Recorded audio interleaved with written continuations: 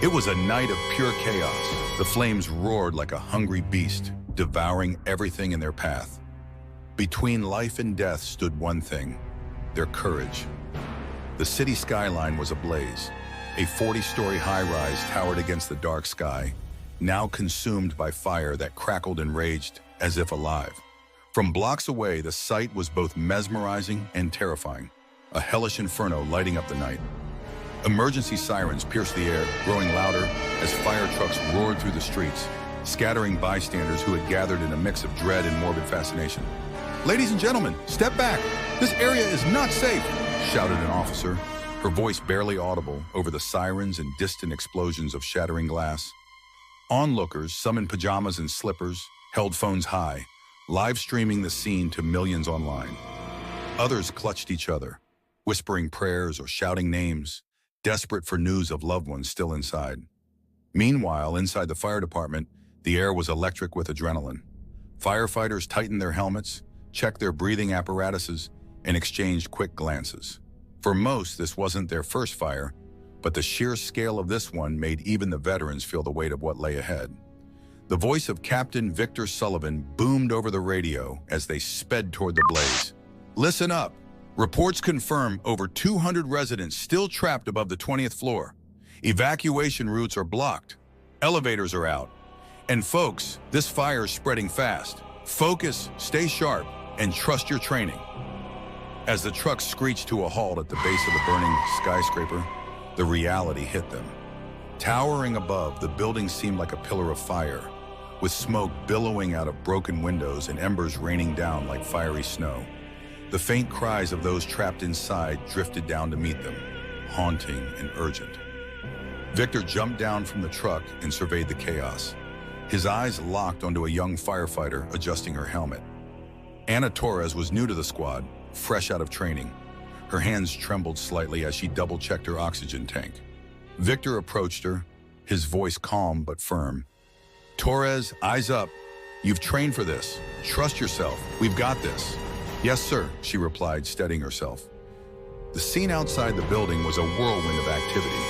EMTs set up triage zones while police officers cordoned off the area. Overhead, a helicopter circled, its searchlight cutting through the thick smoke. On the ground, residents who had escaped stood in shock, some coughing violently, others sobbing uncontrollably. A child's scream cut through the air. A woman, clutching a toddler, ran toward the firefighters. "My husband's still inside. He's on the 27th floor. Please, you have to save him," she pleaded, tears streaming down her soot-streaked face. Victor placed a reassuring hand on her shoulder. "We'll get him out, I promise." He turned to his team, his voice resolute. "All right, team, this is what we're here for. We've got lives to save and every second counts. Move out." The firefighters surged forward, disappearing into the smoke-filled lobby. The crowd outside held its collective breath as the first responders stepped into the unknown. Inside the inferno, the firefighters' mission begins. The smell of smoke was thick before we even reached the scene. It clung to everything, the asphalt, the gear, and the night itself, as if the city were holding its breath. The lobby, once sleek and polished, was now a chaotic battleground. Broken furniture, shattered glass, and pools of water from sprinklers littered the floor. Victor signaled the team to halt. "Jackson, Rivers, secure the lower floors. Torres with me. We're heading up." Anna nodded, her nerves still simmering under the surface. They began their ascent, the stairwell growing narrower and darker with each step. Smoke billowed around them, and the heat from above pressed down, suffocating. "Reports say at least 50 people are still trapped above the 20th floor," Victor said. "We need to get them out, fast." On the 12th floor, they found their first survivor, a man stumbling out of a smoke-filled corridor, gasping for air. His suit was torn, his face streaked with soot. "My co-workers, they're still in the office. On 15, he managed to say. Victor nodded. "We're heading to 15. Stay here. Help is on the way." The air grew thicker as they climbed higher, the stairwell's concrete walls showing cracks. Reaching the 15th floor, Victor used the Halligan tool to pry open the door, revealing an office engulfed in flames. Inside, 6 people huddled together in fear. Stay calm, we're here to get you out, Victor assured them. Anna noticed an older woman with a twisted ankle. Without hesitation, Victor hoisted her onto his back. Torres, lead them out, I'll follow. They moved quickly back down the stairwell, avoiding debris and falling beams. As they neared the exit, the ceiling cracked above them, sending debris cascading down. Victor, Anna shouted. The crash of debris was deafening. Dust and smoke filled the air, and Anna instinctively ducked, shielding her head as chunks of concrete fell. Victor, are you okay? She shouted. I'm good. Keep moving the evacuees. Don't stop, Victor's strained voice responded. The group continued down the stairs, but as they descended, a large beam blocked their path, flames licking at its edges. The heat was unbearable, and one evacuee panicked, clutching at Anna's arm. We're trapped! We're gonna die here! He screamed. Anna grabbed his shoulders firmly. Look at me! We're not dying here. We'll make it through. Stay calm. Can you do that? He nodded, wide-eyed but trusting. Victor arrived, setting the older woman down. Torres, grab the Halligan tool. We need to move this beam. Together, they tried to shift the heavy beam, but it wouldn't budge. With the fire closing in, Victor pulled out a portable saw. Stay back. This is going to get hot and loud. Anna ushered the evacuees to safety and watched as Victor worked, sparks flying from the saw. The heat was suffocating, but they couldn't afford to stop. Finally, the beam cracked and gave way. Move, now, Victor ordered. They pushed through the debris, Anna leading the evacuees while Victor brought up the rear. As they neared the lower floors, the air grew slightly cooler, and the sounds of sirens outside began to reach their ears. They burst through the ground-level exit into chaos. EMTs rushed to assist the evacuees, wrapping them in blankets and checking their vitals. Anna collapsed onto the curb, gasping for air. Victor approached, his face streaked with soot. You did good, Torres, he said. She nodded, still breathing heavily. But we're not done yet, are we? Victor's eyes narrowed as he looked back at the inferno. Not even close. There are still people inside. Let's gear up. Anna nodded, ready for the next phase of the mission. Without hesitation, they turned back to face the flames. The heat was nearly unbearable, pressing down on every inch of their bodies. Victor and Anna moved quickly, their flashlights cutting through the dense smoke. Every step felt heavier as the building groaned under its own weight, threatening collapse. Victor's radio crackled with a report of a family trapped on the 27th floor. Furniture blocking the hallway, fire spreading rapidly. Rescue from the outside wasn't an option. They had to go in. Anna, this will be tough. No margin for error. Ready? Victor asked. Always, Anna replied. The climb was grueling. The stairwell was slick with water. The air thick with acrid smoke. As they ascended, the sounds of fire grew louder. The roar of flames, collapsing beams, distant explosions. Upon reaching the 27th floor, Victor tested the door handle. It was searing hot, indicating the fire had breached. He grabbed his thermal camera and scanned. The corridor beyond was a nightmare. Walls ablaze, ceiling collapsed, debris scattered. Victor used the Halligan tool to smash the door open. A wave of heat and smoke forced them to shield their faces. Stay low, Victor commanded, crouching as they moved forward. The cries for help echoed faintly. They found the family, parents and 2 children huddled in the corner. The father frantically signaled from the window. We're here to get you out, Victor shouted. He crouched beside the mother, holding a toddler. Anyone hurt? No, but the hallway is blocked, she replied, tears streaking her soot-covered face. Victor turned to Anna. We need to clear that path. Anna hacked at the burning furniture with the axe, while Victor used the Halligan tool to pry pieces apart. The children clung to their parents, crying softly. The fire was closing in, the heat intense. Almost there, Anna shouted, smashing the last piece of debris. With the path clear, Victor grabbed the toddler and handed the older child to Anna. Stay close, he urged, shielding the family from falling debris. A crack echoed above as part of the ceiling collapsed. Move now, Victor shouted, urging them forward. They reached the stairwell, but a beam crashed down, blocking the exit. Anna, break that window. We're going out. Anna shattered the glass. The ladder truck, though close, couldn't reach them. Victor radioed. We've got a family on 27. Prepare the safety net. The firefighters below readied the net. Victor turned to the parents. "Trust us. We'll lower the kids first, then you jump." The mother hesitated. "Are you sure?" "We've got you," Victor reassured her. They lowered the children into the net, then helped the parents follow. Finally, Victor and Anna rappelled down as the floor above collapsed in flames. The family embraced them, tears of gratitude flowing. Anna sank to her knees, gasping for air. "You did good, Torres." The cool night air felt surreal after the inferno they had just escaped. Victor and Anna stood with the family they rescued as EMTs ushered them to safety. The mother, clutching her children, turned to Victor. "You saved us. You saved my family." Victor nodded. "That's our job. Focus on your kids now." Anna smiled faintly, still catching her breath. Victor noticed her trembling hands. "Take a moment, Torres," he said. "You earned it." But the moment didn't last long. A call came in over the radio.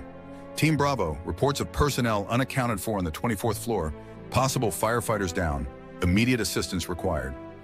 Victor glanced at Anna. "Ready for this?" "Always," Anna replied. The fire was more intense now. Inside, the stairwell was a ruin, forcing them to climb over rubble. 24th floor. "We get in, we get them out. Stick to protocol," Victor said. They reached the 24th floor to find 2 firefighters pinned beneath debris.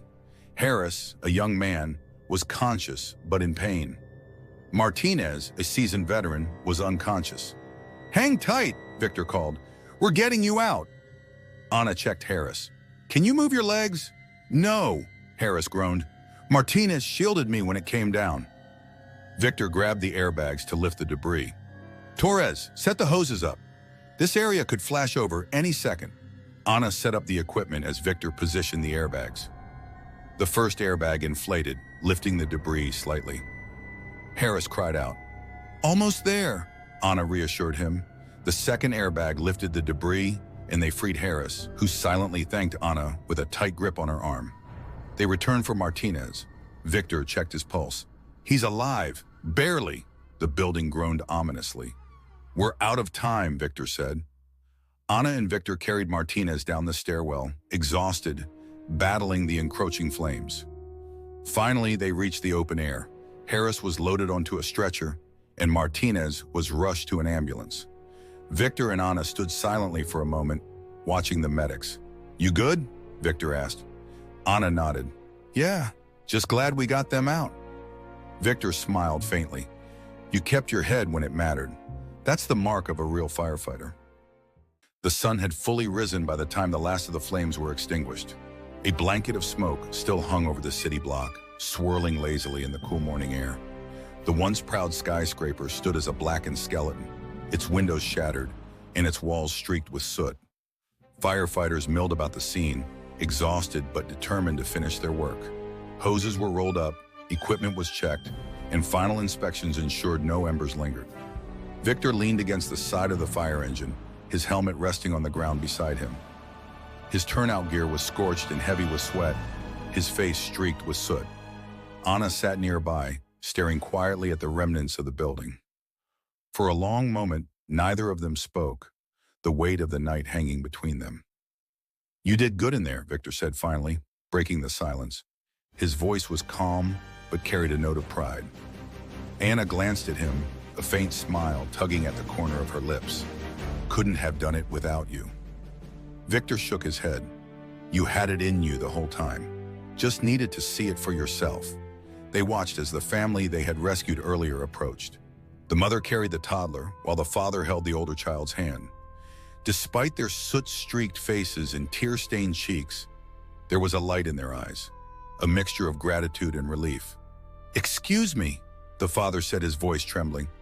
"I just wanted to say, thank you. You didn't just save us, you gave my kids a chance to grow up." Victor stood, extending his hand. "It's what we're here for. Take care of each other." The mother's voice cracked as she spoke. "We'll never forget this. You're our heroes." As the family walked away, Anna exhaled deeply, the weight of the moment settling in her chest. "It's easy to forget what this job is really about," she said softly, "until moments like that." Victor nodded, his gaze distant. "It's not about the accolades or the headlines. It's about doing what needs to be done when no one else can. Every life we save, it makes the risk worth it. The fire chief approached, his face a mix of exhaustion and respect. You two did exceptional work out there. Harris and Martinez are stable, and the family you pulled out, alive because of you. You've made this department proud. Victor and Anna exchanged a look, their shared understanding needing no words. As the firefighters packed up to leave the scene, Anna lingered, looking up at the charred building one last time. You ever wonder if it's enough? She asked, her voice quiet. Victor paused, considering her words. Every life saved is a victory, he said. But no, it's never enough. That's why we come back.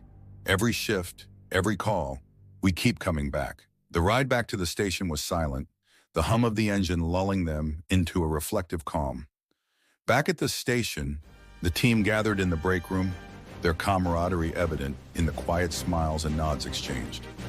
Coffee cups were filled, and stories of the night were shared in hushed tones. Anna sat next to Victor, her hands wrapped around a steaming mug. She glanced at him, her expression thoughtful. You ever get scared? Victor raised an eyebrow. Every time. Anyone who says they don't is lying. Fear keeps you sharp, but it's the courage to act despite that fear. That's what matters. Anna nodded, his words settling over her like a balm. Thanks, Cap, for everything. Victor gave her a small, knowing smile. You're part of this family now, Torres. We look out for each other.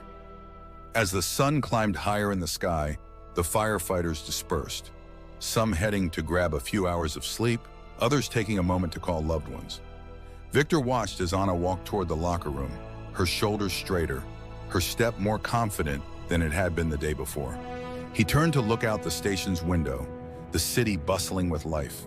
Somewhere out there, another call would come. Another life would hang in the balance. And when it did, he and his team would answer, just as they always had. Thanks for watching Brave Sparks. If you enjoyed this video, give it a like and don't forget to subscribe. Your support helps us bring you more powerful and inspiring stories. Stay brave, and we'll see you in the next one.